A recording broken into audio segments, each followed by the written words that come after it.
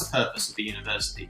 Who should go there? Should it be young people? Should it be 50% of our young people? Should it be lifelong learning? Should there be opportunities for everyone in society? Or should there be other institutions besides university that's about further education and lifelong education, and how can they be better supported?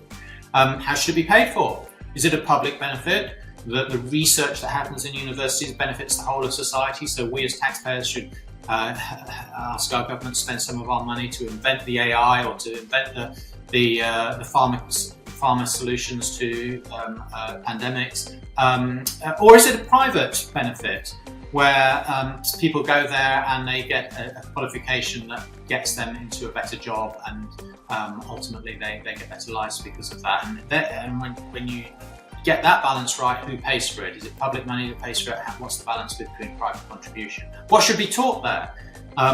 They've traditionally been seen as a place where you can get a degree that can help you up the corporate ladder or the career ladder to get an entry point into a career. But it's not the only route. There's a whole debate throughout my life, really, but probably at epitome now. If you want to be an entrepreneur, if you're entrepreneurial, do you go to university and study entrepreneurship and study business and study innovation, or do you get out there and look at it in real life and learn in real life and be the entrepreneur at 17, 18 years old and make your learnings that way? Universities need to think about their place in society. In Youth We Trust sits down with successful entrepreneurs, business leaders, educators, and others from around the world. We spotlight how individuals and organizations are shaping a better world, directly or indirectly, for the coming generations through their focus on sustainability, equity, education, and more to empower young people to create the future they deserve. And now, in Youth We Trust. Good morning, Paul, and welcome to the podcast in Youth We Trust. Thank you, Prashant. Delighted to be here. Thank you for asking me. Yeah, I think my face gives it away, the excitement of having you here, given our long-standing relationship, but also, more importantly, just the number of strands that come together with you in this podcast. I mean, you are such a successful, well-recognized entrepreneur as the founder of Ella's Kitchen. You're the Chancellor of Reading University, and I think the Henley Business School falls within that as well.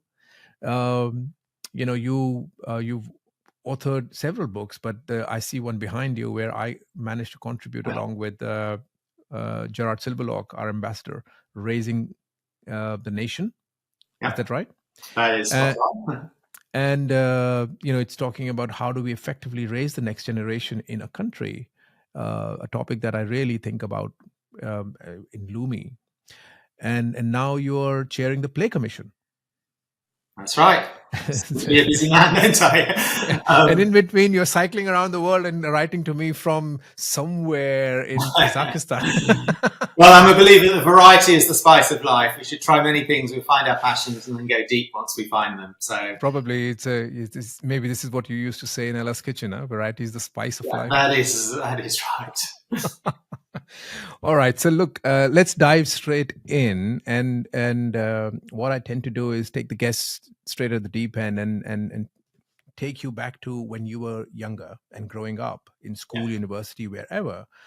And I want to actually ask you, how do you see the world to be different, donning all these different hats to that time, that period? Sure. Well, thank you for having me on. I think what you're doing is fantastic. Thinking about the next generation, the skills they need, the world that they'll inherit, and how they can make it better than we've left it for them. And the passion and everything behind this. And this podcast is a great example of how you can reach people with lots of ideas about how that future might be. I'm in my late 50s now. So my memories of my childhood are from the 70s and 80s. And I actually grew up in Africa, in Lusaka and Zambia. And I guess one of the things in my life has been, I'm kind of a jack of all trades and a master of none in some ways. I was good at arts subjects and science subjects at school, so I had to pick one to do A-levels, then I picked a different one to do a degree, and then I ended up as an accountant in my beginning of my career, and then worked in the creative industries and ultimately found my own company, Ella's Kitchen. So that variety of experience, I guess, has coloured my outlook on life. But when I've got children in my 20s now, so they grew up, 10 to 20 years ago. But they're in a generation of children, I think, that have a completely different ecosystem and environment that they're growing up in than, say, I did in the 70s and 80s, and I'd argue 90s as well. I think anyone under 30 now, so anyone really born around the turn of the century and after, has grown up in this world that is very different than you, I, or anyone that's older has done.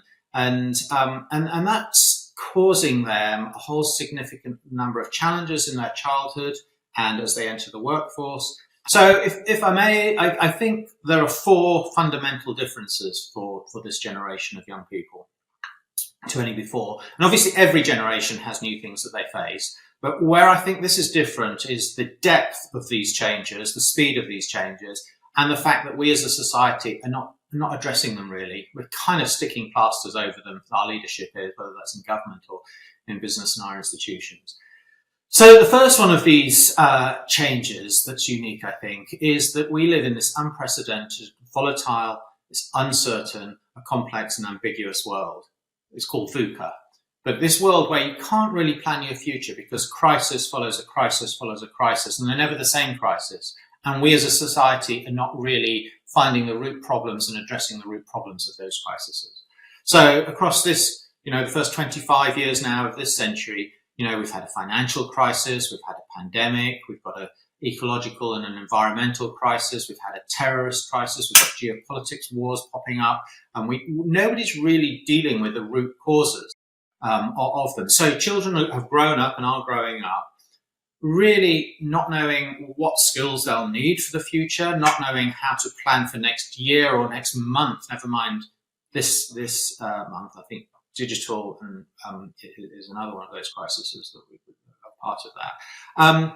But more so than that, their parents also don't know how to prepare their children or themselves for this crisis. And obviously older generations, other generations have had their crises, but the world, the community, our governments found solutions, long-term solutions to them. Be that, say, at the end of the Second World War, where the United Nations came along and NATO. In this country, we had the National Health Service and welfare state coming along. Go to the war before, and you had pensions and universal free education coming along. Those sort of things. Our solutions are not kind of long-term systemic solutions to problems we've got, and our children are suffering as a result. So, for example, the mental health crisis in our children has shown that the children with mental health condition has gone up 60% in the last 4 years since the pandemic, and now around 1 in 5 of our children has a diagnosed mental health issue.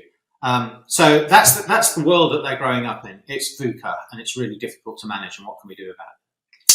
The second fundamental change, I would say, is that we are now in a world where short-termism dominates our decision-making of institutions, and in many ways us as individuals, more than ever before. And all of our institutions are rewarded and incentivized to make short-term decisions rather than long-term decisions. And as individuals, we hopefully have lives of many decades, and we should be thinking about the long term. As a society, we're custodians of the future. Our leaders, our government leaders anyway, should be. And so they should be making decisions that are in the interests of our children and our unborn children and our future communities. And they're not doing that. So, for example, you can take the economy and business, where the amount of assets owned by private equity now, this decade, is fundamentally more than it ever was in the past. But also public companies, where our pensions are invested and our wealth is created fundamentally. Both of those types of organizations, run their P&Ls, run their decision-making. Their leadership is incentivized to maximize short-term return, irrespective of long-term impact, because that's how they're rewarded. That's how the CEO gets their bonus. That's how the share price goes up. Because the externalities of the impact of shutting down a factory in the short term, which may save that company money in the short term, it might cut off a revenue stream for the future, but the cost of the unemployment and the redevelopment of a community that is now fundamentally unemployed has nothing to do with that company. They don't need to think about that, so they don't. But my point is the driver is short-termism in the education system, because it's all designed really to get academic results so children can go to university. The 50% of kids that go to university, the 100% of the school system, in my view, is designed for those 50% of the kids and not the other 50%. Not thinking about long-term. Then you think about, digital and media, 24-hour news. So that rises to politics, I guess, and populism. And you can say what you like now to get elected, and you don't really need a long-term strategy. And, that drives politics to the edges of left and right, and that it's all short term, because you can say what you like to people in silos now, and the consequences aren't really your concern. Your concern is to get elected, and so politics, media, schools, education, and business, I think, are all driven by short term decisions like never before, and we've really got to get a grip of that if we want our children to thrive and our young people to have the skills to enter a successful marketplace.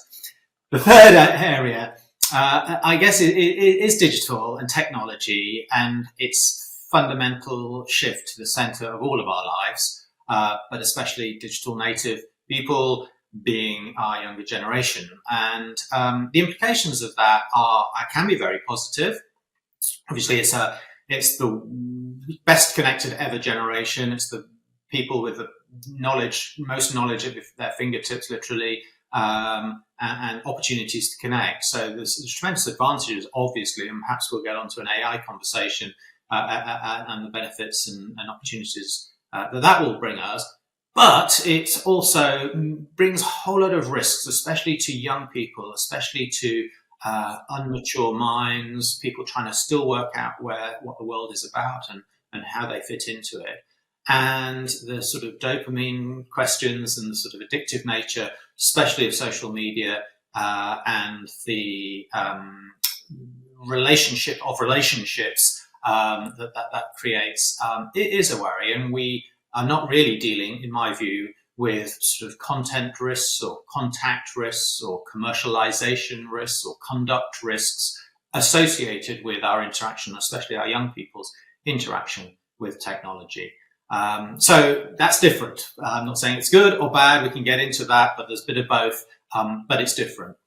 And then I guess the final difference, which is fundamental and is more difficult to do something about in the short term for institutions in society, is our demographic changes.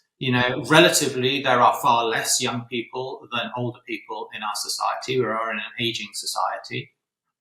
So the prioritization of resources of our society, which governments steward, looks to who votes the government in, I guess, and they reward those. So, over certainly the recent years, the beneficiaries of that have been older people with triple lock pensions and protected house prices and a growing stock market, and then those sort of things for pensions. And that's reflected in the fact that sort of when I was born in the 1960s, around 36-37% of older people, retired people, were living in poverty. And thank goodness that has gone right down to about 17% now. So that's halved.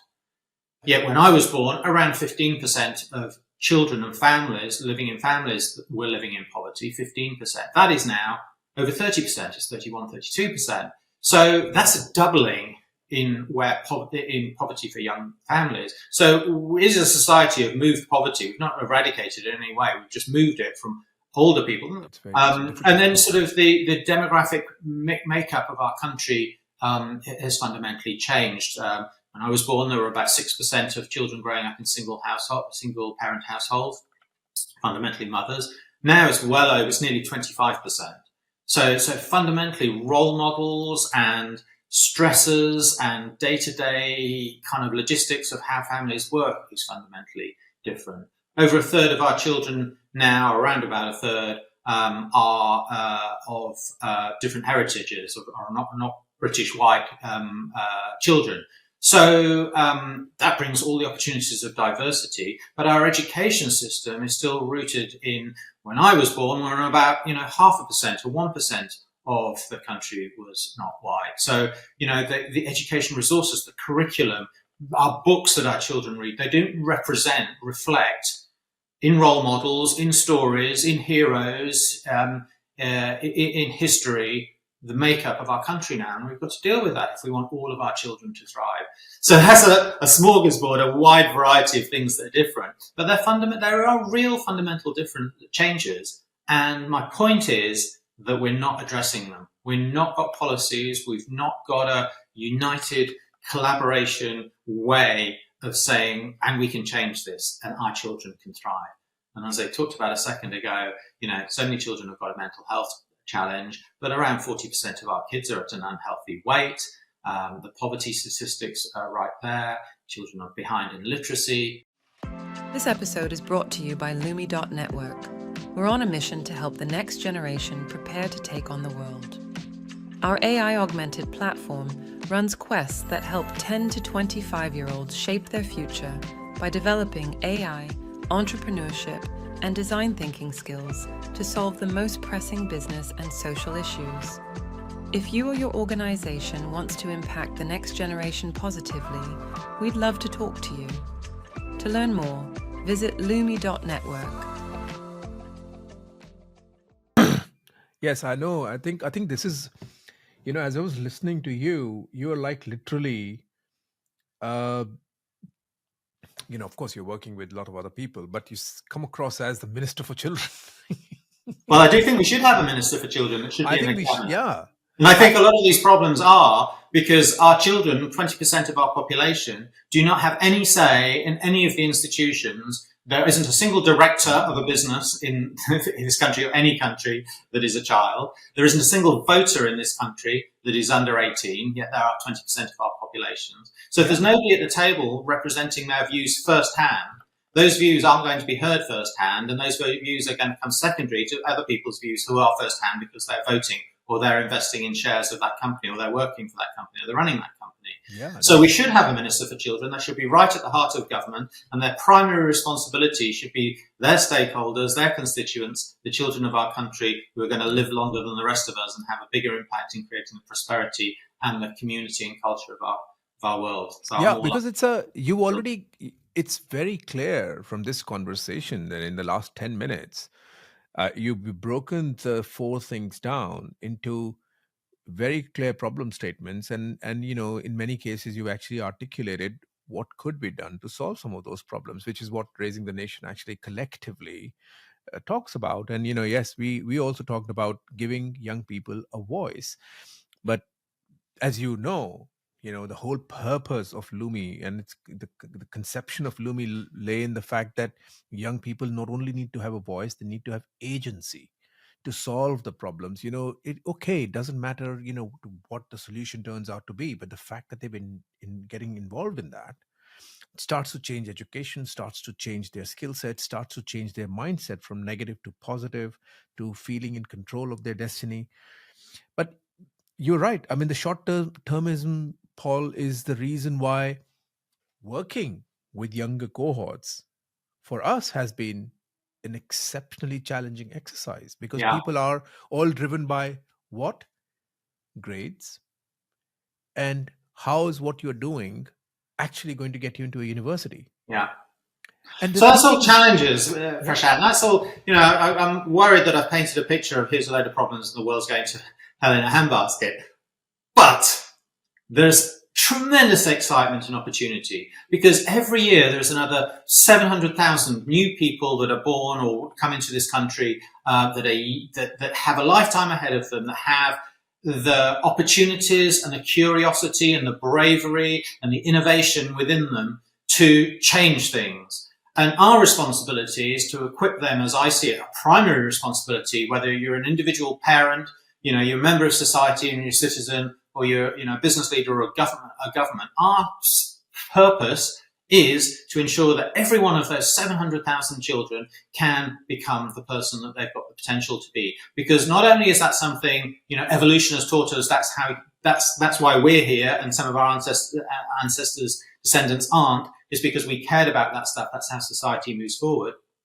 But also because we care about childhoods. It's a fundamental realization of humanity in our world when we see children laughing, when children ask us the curious question that we may never have thought, and when they give unconditional love, when they say that kindness is the most important thing to them, or when they interact with a friend. And when we forget that, or when we push that to the side, or nobody hears that, then we become more inhuman, and our opportunities to evolve puts us into the bracket of those people aren't here now because they didn't evolve, because they didn't think about the next generation. So our opportunities are huge. The cure for cancer, the cure for wars, the solution to all, right down to human kindness and caring for our elderly or our infirm.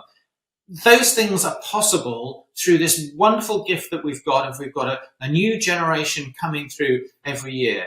So, I'm filled with optimism. The curiosity and bravery of young people in a society is how they evolve. That's where innovation, new ideas, entrepreneurship comes from. The energy of young people and their ideas and their ability to change the world. So, there is tremendous optimism. We've just got to find that path to make sure that they're equipped with the right skills, the right confidence to embrace this VUCA world, because it's not going away, to master it, and to be able to create an economy with prosperity, a society with community, a culture with empathy, that can, and all of those things are possible. And it's for people. So I think let's look at this is very interesting. I agree with you. I mean, you mentioned entrepreneurship. I think that is something that at least I'm beginning to see, and we hear noises coming out from the valley, from certain entrepreneurs, that the world is actually going to be all startups. Now there are two things converging here, right? One is technology, which is making it very disruptive. The future work is going to look very different. But on the other hand, you have entrepreneurship as a solution. So, how do you see, we're donning your entrepreneur hat, your educator hat, entrepreneurship playing a role in society, and how do we foster that? Yeah. I suppose two principles, I believe, is one is everything is connected. Each of us is connected to all sorts of people we don't know, and which brings us the opportunity to join those dots and to create something wonderful from it. One of the unique things about human beings is we are blessed with an imagination, in that we can imagine something that doesn't exist and we can make it exist. No other animal can do that. If we can dream it, we can have it. And to have it means that we need to innovate and invent it, but it means that we have to come together. We have to join those dots. We have to find the skills and the resources that other people have, and we have to do things together as a community. So that's one of the things that gives me great optimism. The other really is around unlimited potential. The opportunity to believe. I guess it's about bravery, and it's about the human spirit to strive for the impossible. I often quote with my university hat on when I'm giving out graduations, a quote by Muhammad Ali, my favourite sports person, who the long quote ends with, "Impossible is nothing," because impossible is really a dare rather than a reality. So if we can grasp on to believe that impossible can be possible, and if we can use that imagination to get us there, then we're in a good place. So that what gives me those two things together makes me believe that the future is around innovation, is about entrepreneurship. It always has been, but the opportunities to deliver ideas to become scalable are more open to more people than ever before. Capital is more widely distributed. AI, even down to the internet, even down to a non-smart mobile phone allows you to connect to other people. And so the more we're connected, the more knowledge and information can be at our fingertips, the more brave people can feel about themselves, the more access they can get to human and financial capital means that entrepreneurship will happen. And it's our business leaders and our government's opportunity to set the framework so that the more of that can come through. So then, I think, believe that entrepreneurship is the sole, startups and small businesses are the sole way that we are going to live and our economy is going to be in the future, is around the benefits and the unfair advantage that monopolies have in our society. So there's a lot of movement in and out, but some of those companies that are at the top those new companies are now monopolies, are really difficult to compete against, and means that there's more that they are entrenched in our economy and therefore in our society because we've all got pensions invested in them. So 7 companies, the marvelous 7 in the US, are about 25% of the value of the S&P 500. Just 7 companies. And all the geopolitics that supports them, means that there's risk to supply chains in there. But ultimately, they are in monopoly positions, or monopolistic, and they're difficult to dislodge. So I don't have this unfettered view that the future is all around startups, which will scale, but will scale with few people. I think there will be a lot more of that, and that is great news. And the ways we work, whether that's, as freelancers rather than employees, whether that's at home as well as at work, whether that's across geography is less important than it used to be, and access to capital is in a different way, or whether that is, how does that balance with these behemoth companies that, are difficult for governments and institutions to legislate against the monopoly because all of our pensions are invested ultimately in those companies, so they've got to be very careful there. So, how the economy evolves will be different, but I don't think it's as black and white as they used to be dominated by big companies, and now it's going to be dominated by small companies. Yeah, it's a great point. I think that's true, and we're seeing that in all its darkness right now across the pond. So, in light of what you're saying, I want to actually understand. Yeah, AI is one of the big forces that's driving a lot of the change. So now, as a chancellor of University of Reading, you have a direct view of what is happening in the world. How are young people thinking? What is the role of AI? So I want to talk about the role of a university, which I know you're very passionate about, but also the impact of AI. And how important are these two things? Sure.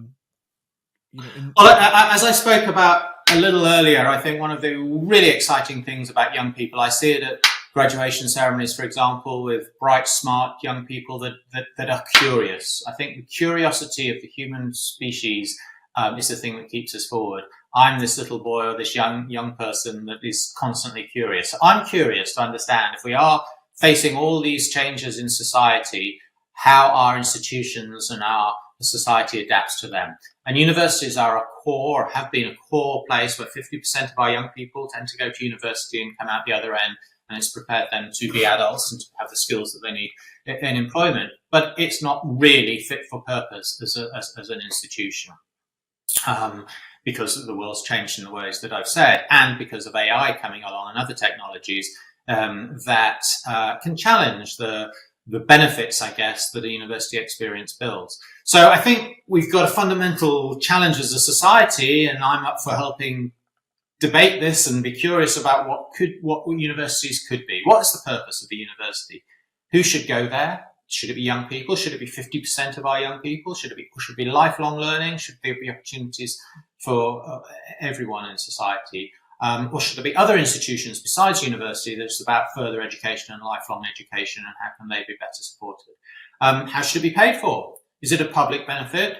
That the research that happens in universities benefits the whole of society, so we as taxpayers should ask our government to spend some of our money to invent the AI or to invent pharma solutions to pandemics, or is it a private benefit where people go there and they get a qualification that gets them into a better job, and ultimately they get better lives because of that? And when you get that balance right, who pays for it? Is it public money that pays for it? What's the balance between private contribution? What should be taught there? They've traditionally been seen as a place where you can get a degree that can help you up the corporate ladder or the career ladder to get an entry point into a career. But it's not the only route. There's a whole debate throughout my life, really, but probably at epitome now. If you want to be an entrepreneur, if you're entrepreneurial, do you go to university and study entrepreneurship and study business and study innovation, or do you get out there and look at it in real life and learn in real life and be the entrepreneur at 17, 18 years old and make your learnings that way? Universities need to think about their place in society. So lots of questions around them. So one of which is, what's the role of AI in a university? As an institution, it can reduce the administration of running a university so that lecturers and professors and researchers can do more of what they're passionate about and what they're unique at. Can it lower the costs of university? Because that's a crisis at the moment about how universities are funded and where their money comes from.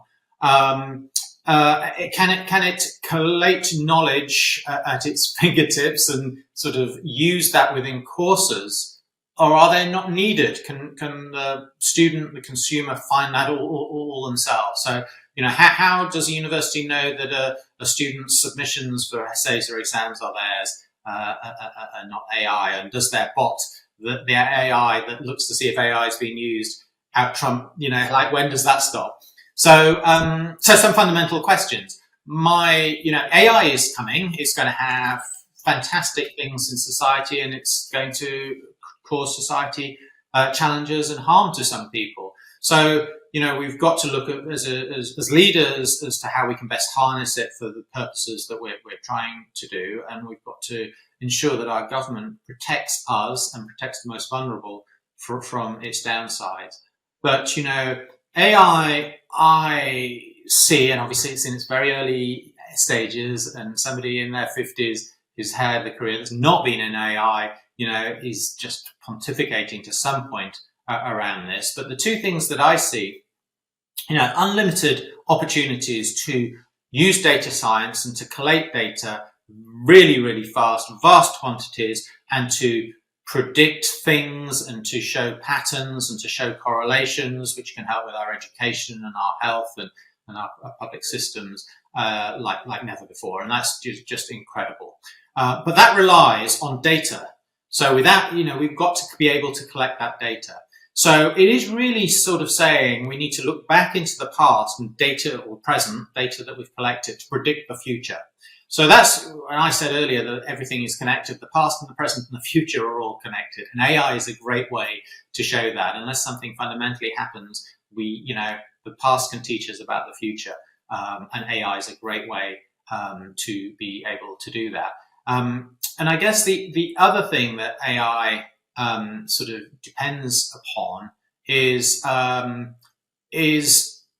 it's really difficult to innovate.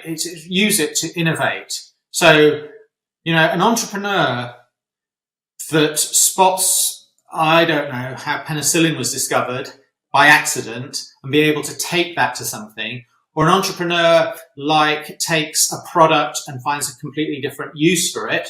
For example, how Viagra was developed and how it's used now, is taking the odds, is thinking outside of the mainstream, of which kind of AI takes the mainstream and kind of finds the commonalities. And we, to develop as a species, need that, but we also need the unexpected. We need to just have people that can think about the unexpected and harness them, that and develop it.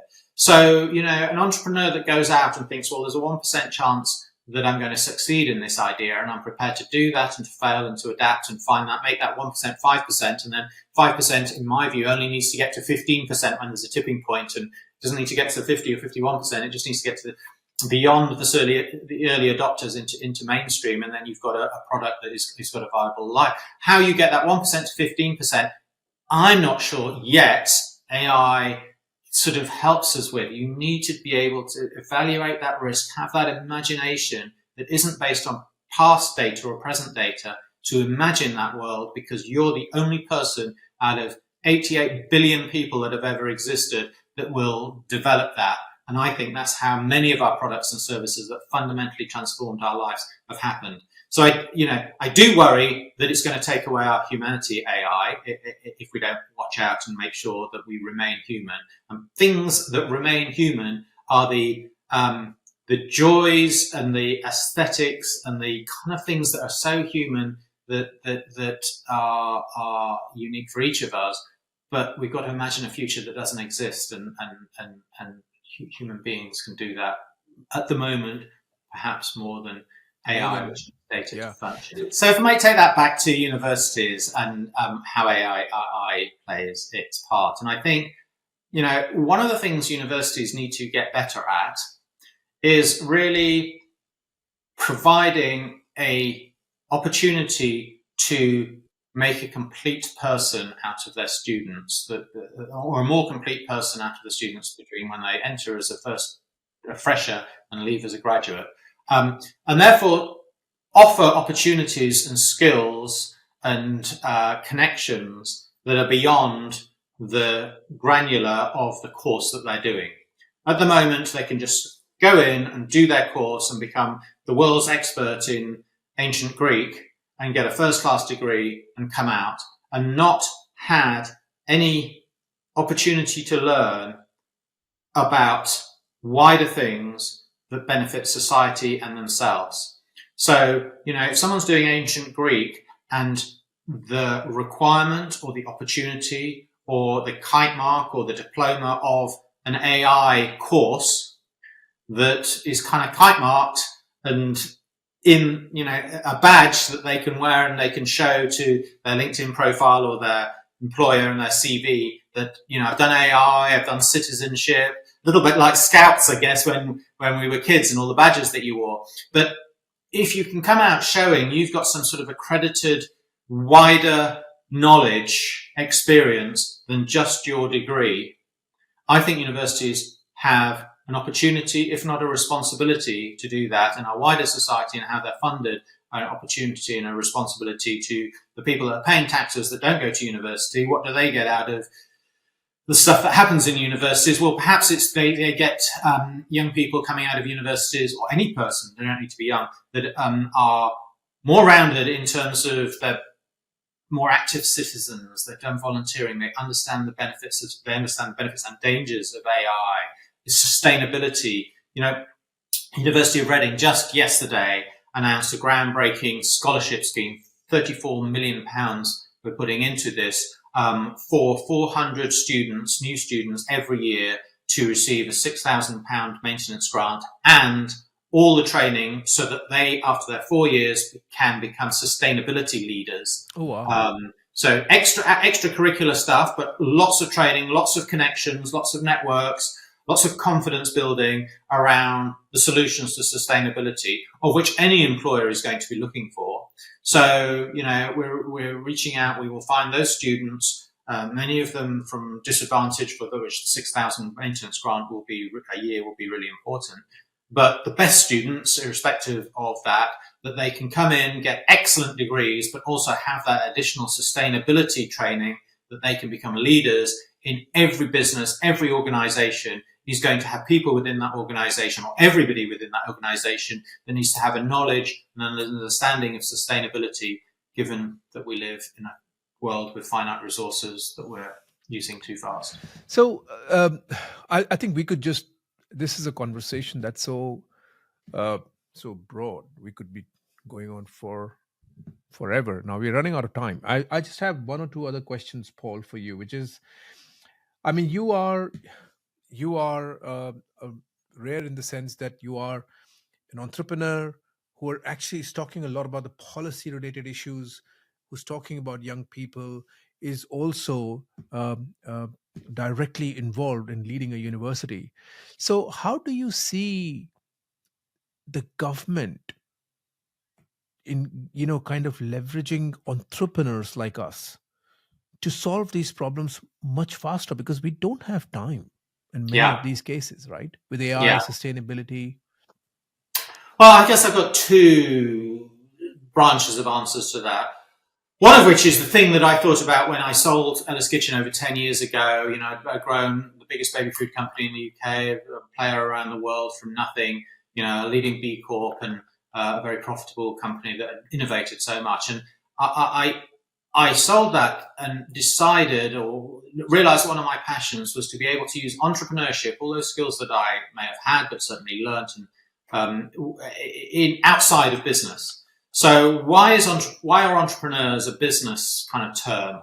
Why aren't there entrepreneurs in public policy and education and Yeah. charities? We need that thinking. It's a kind of mentality of thinking. It's a skill set.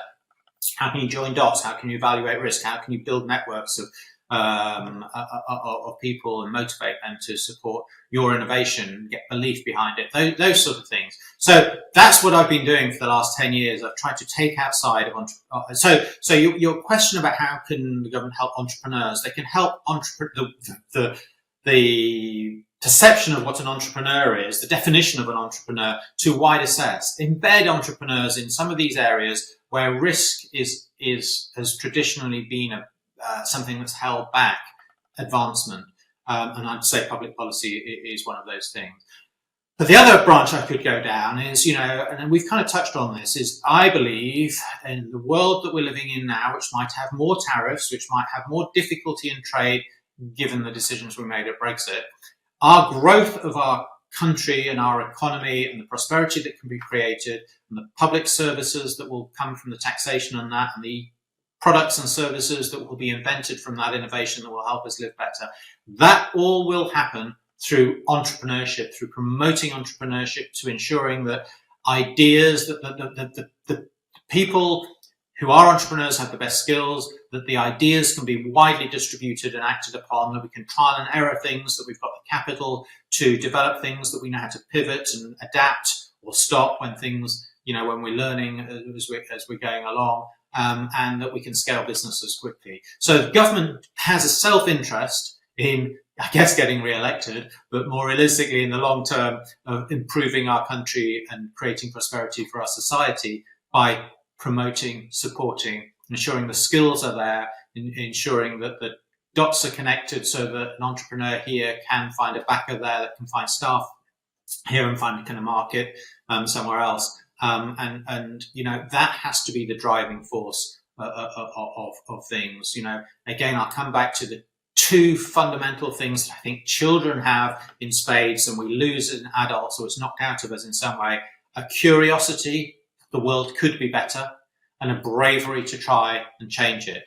You mix those two things with the imaginations that we all have, some more latent than others, and you can get a bravery to use that imagination to change the world through entrepreneurship. Well, this is so great. I think I'll just stop at that point, because what I'm thinking is we might have to do another session in a few months' time to pick Right. up on some of these strands and go even deeper, because there's a lot of richness in this, particularly in the four issues that we outlined, and then now we are talking about solutions in entrepreneurship, use of AI, how universities can evolve. uh, I'm very grateful for the insights, and also the amount of data that you share in every assertion that you make. I did not know that there have only been 88 billion people in the world. Well, I'm sure that's an estimate, but it's one I believe. But the beauty of it, just think, every one of those people that have ever lived has had a different perspective to everyone else. They'll have a different set of experiences. They'll have a different set of passions. They should have been able to contribute to their family, their community, their country in a way that many didn't have the opportunity to. But that's the things that we can overcome. Did the person who invented the wheel way back, how did that happen? Did they dream about the wheel? Did they see somebody else talk about it? Did the first person to think, a wheel could exist, did they have the curiosity and bravery to make it exist, or did it happen to somebody else?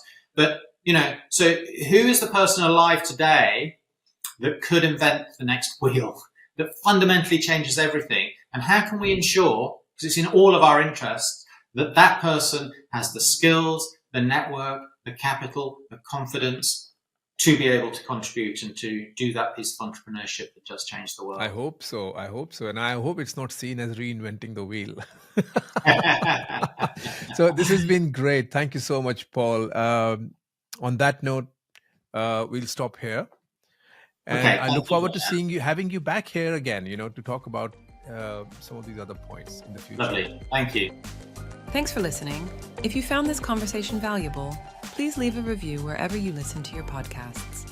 If you have a story or someone you know does, please recommend them to us by email at hello@lumi.network. We'll see you next time on In Youth We Trust.